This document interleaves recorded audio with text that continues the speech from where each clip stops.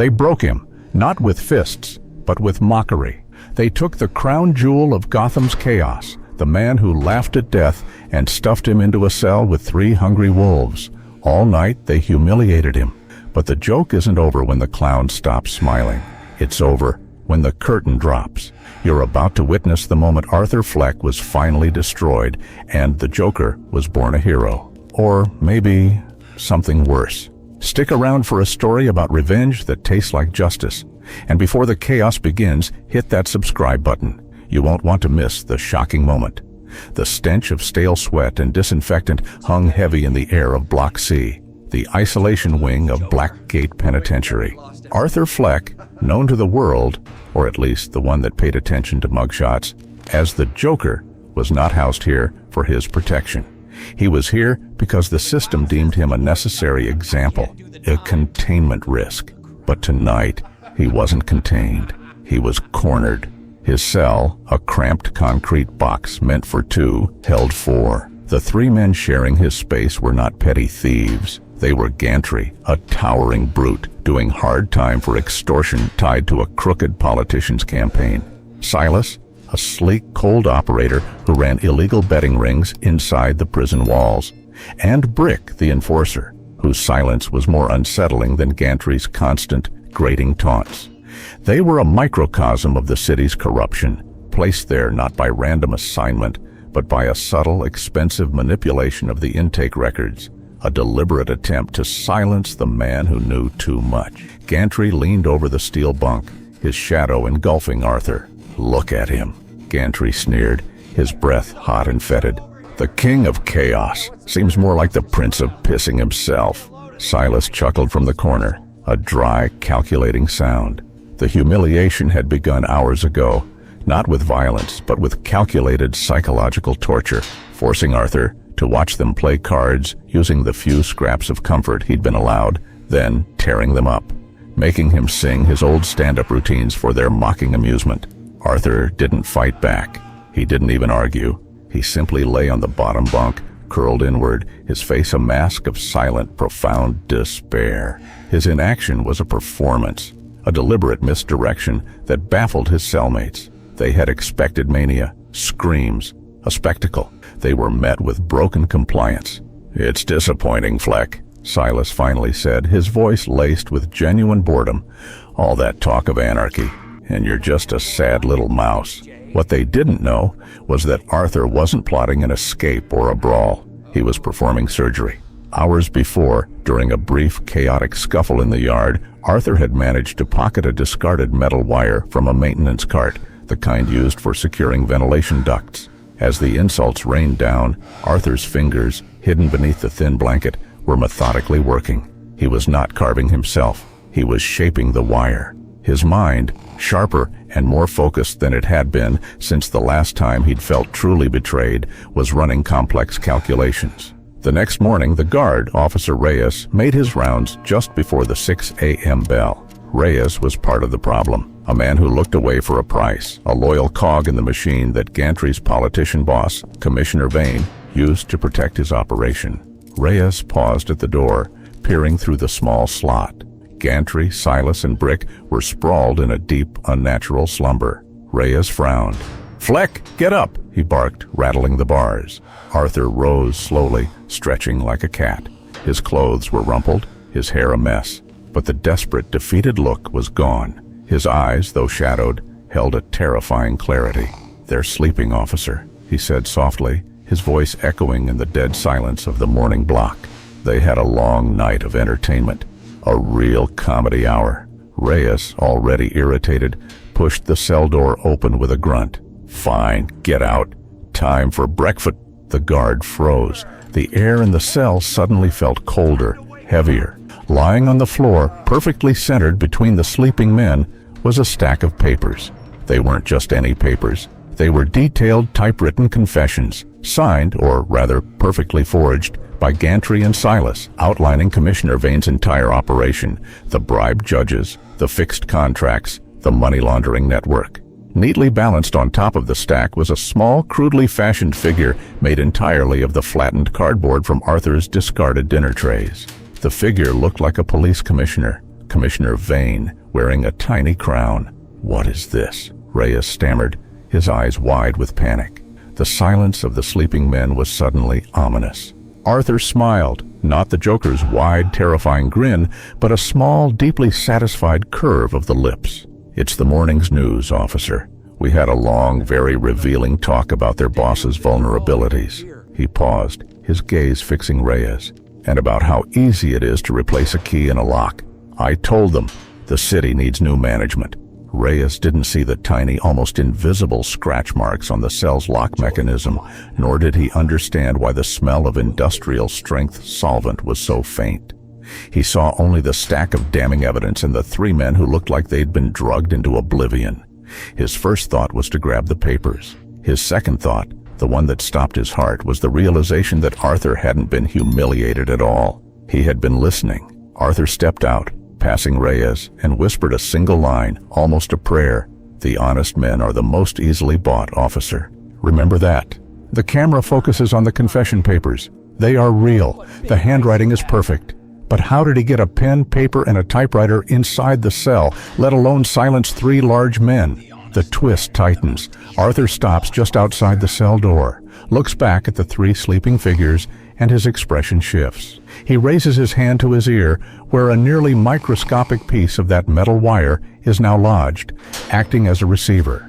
He had been listening to more than just insults all night. He had been listening to their unsecured phones, patched through a tiny, forgotten conduit in the cell wall, picking up the frequency of a low-level broadcast from the outside. The cold metal gate slammed shut behind Arthur, the sound echoing through the sterile corridor. He was being escorted to the administrative offices, the confessions clutched in Reyes's shaking hand acting as his unexpected passport. The guard was still reeling, caught between the instinct to destroy the evidence and the paralyzing fear that Arthur had copies scattered like poisoned seeds across the city. Reyes had served Commissioner Vane for years, believing his quiet corruption was safe. Now, one night with the man in smeared makeup had upended his entire world. The secret to Arthur's overnight victory lay not in brute force, but in patience and observation. The three cellmates, Gantry, Silas, and Brick, were not merely bullies. They were products of the corrupted system Arthur had sworn to dismantle. He had spent the first few hours of their torment studying the architecture of their routine. Silas, the operator, relied on a smuggled microphone and earpiece to run his betting operation, patching calls through an obscure low-power frequency broadcast into the prison walls by an outside accomplice. Gantry and Brick simply followed Silas's lead. The piece of wire Arthur had salvaged was not a tool for cutting, but a rudimentary antenna. Over the course of the night, while they mocked him, he had patiently filed the wire against the rough concrete floor, tuning it, shaping it into a receiver tuned to Silas's illegal frequency. He didn't need to break out. He needed to listen in. By midnight, Arthur wasn't just hearing their insults. He was hearing the outside world, and, more importantly, he was hearing the frantic, paranoid communication between Silas and his handler about how to silence Arthur for good. The confessions were the final, brilliant deception. Arthur hadn't typed them.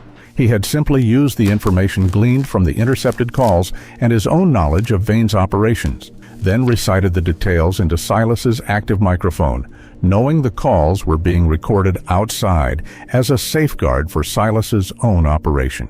He framed the narrative as a drunken, boastful, late-night confession by the three men, cementing their betrayal of Vane. The papers Reyes found were simply pages torn from a Bible and meticulously detailed, convincing forgeries of the information Arthur had gathered, designed to create maximum panic and distrust.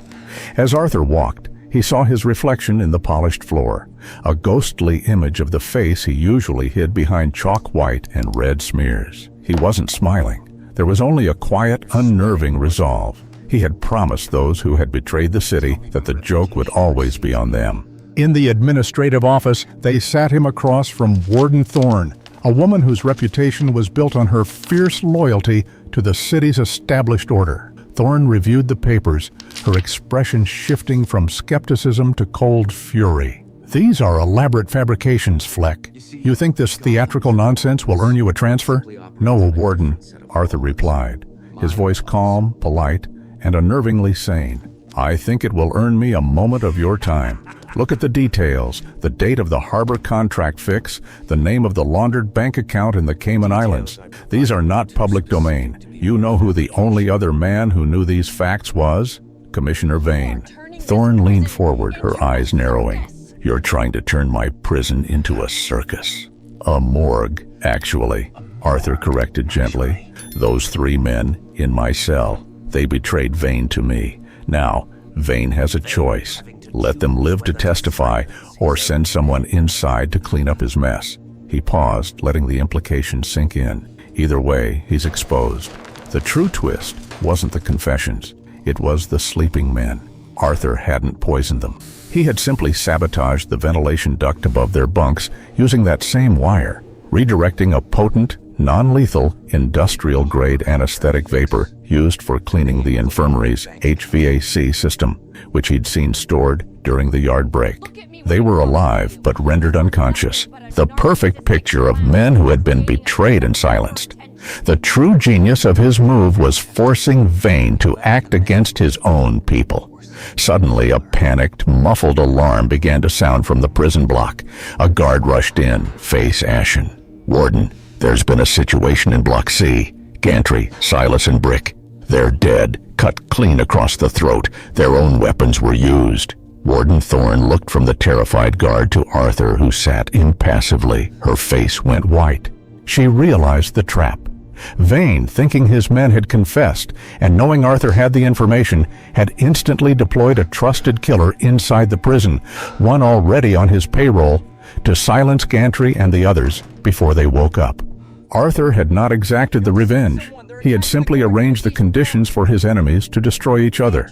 Arthur finally broke the silence, delivering the poetic, chilling conclusion.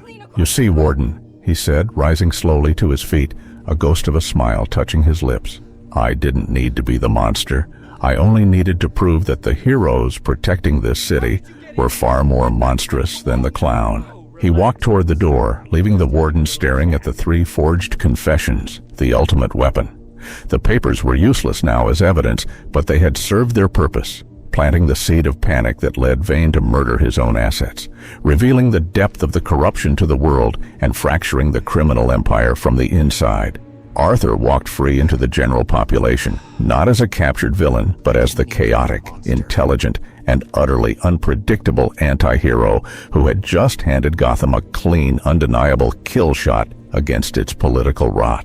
If you want more cinematic, emotionally charged tales like this one, where the line between hero and villain is beautifully blurred, smash that like button and hit subscribe.